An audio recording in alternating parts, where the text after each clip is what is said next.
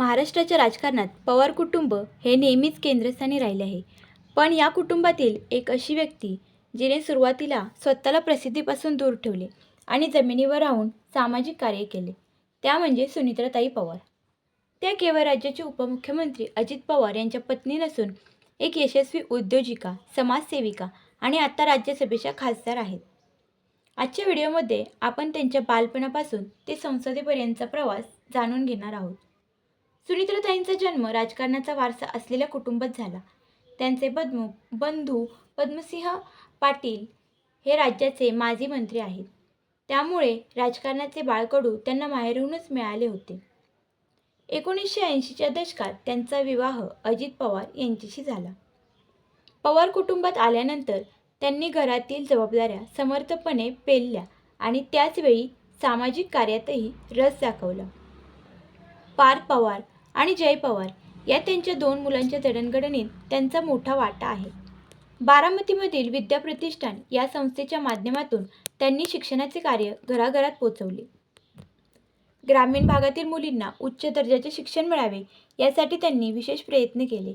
शाळेच्या इमारतींपासून ते तेथील सुविधांपर्यंत प्रत्येक गोष्टीवर त्यांचे बारीक लक्ष असते.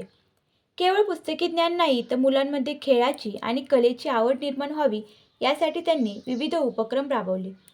सुनित्राताईंची सर्वात मोठी ओळख म्हणजे पर्यावरणप्रेमी. बारामतीमध्ये वृक्षारोपण आणि जलसंधारणाची कामे त्यांनी मोठ्या प्रमाणावर हाती घेतली. महिला बचत गटांना बळ देणे, त्यांच्या उत्पादनांना बाजारपेठ मिळवून देणे आणि ग्रामीण स्त्रियांना आर्थिकदृष्ट्या स्वतंत्र करणे यात त्यांचे योगदान अमूल्य आहे. बारामती शहर स्वच्छ आणि सुंदर ठेवण्यासाठी त्यांनी अनेक जनआंदोलने उभी केली. दुष्काळ निवारण आणि जलसंवर्धनातील योजना. बारामती आणि आसपासच्या दुष्काळी भागात पाणी टंचाई दूर करण्यासाठी त्यांनी मोठे प्रयत्न केले आहेत. त्यांनी केवळ शासकीय योजनांवर अवलंबून न राहता लोकसहभागातून ओढे सरळीकरण आणि खोलीकरण या कामांना गती दिली. माथा ते पायथा पाणी अडवण्याच्या संकल्पनेमुळे अनेक गावे टँकरमुक्त होण्यास मदत झाली. या प्रक्रियेत त्यांनी स्वतः प्रत्यक्ष बांधावर जाऊन कामाची पाहणी केली, ज्यामुळे स्थानिक लोकांमध्ये कामाचा हुरूप वाढला.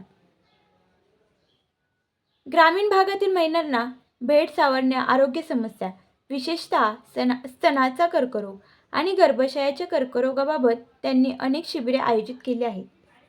विद्याप्रतिष्ठानाच्या माध्यमातून त्यांनी अत्याधुनिक वैद्यकीय सुविधा सर्वसामान्यांपर्यंत पोहोचवण्यासाठी पाठपुरावा केला आहे. कोरोना काळातही त्यांनी प्रशासनाला आरोग्य सुविधांच्या नियोजनात मोठी मदत केली आहे.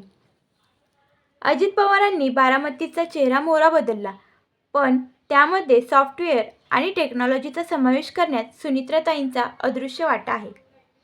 बारामतीमध्ये IT हब विकसित करण्याच्या प्रक्रियेत आणि येथील शिक्षण संस्थांमध्ये डिजिटल क्लासरूम सुरू करण्यामागे त्यांची आधुनिक दृष्टी आहे. जागतिक स्तरावर जे नवे तंत्रज्ञान येते त्याचा उपयोग ग्रामीण महाराष्ट्रात कसा करता येईल यासाठी त्या नेहमीच आग्रही असतात. सुनित्राताई या केवळ राजकारण किंवा समाजकारणात गुंतलेले नाहीत, तर त्यांना कलेचीही विशेष आवड आहे. बारामतीमध्ये होणाऱ्या सांस्कृतिक महोत्सवांना त्या नेहमीच प्रोत्साहन देतात. स्थानिक कलाकारांना व्यासपीठ मिळवून देणे आणि मराठी संस्कृतीचे जतन करणे हा त्यांच्या कामाचा एक महत्त्वाचा भाग आहे.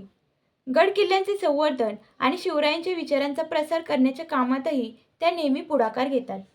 2024च्या राजकीय घडामोडीनंतर जेव्हा पवारांचे घर आणि पक्ष विभागाला गेला, तेव्हा सुनित्राताईंनी अत्यंत संयमी भूमिका घेतली.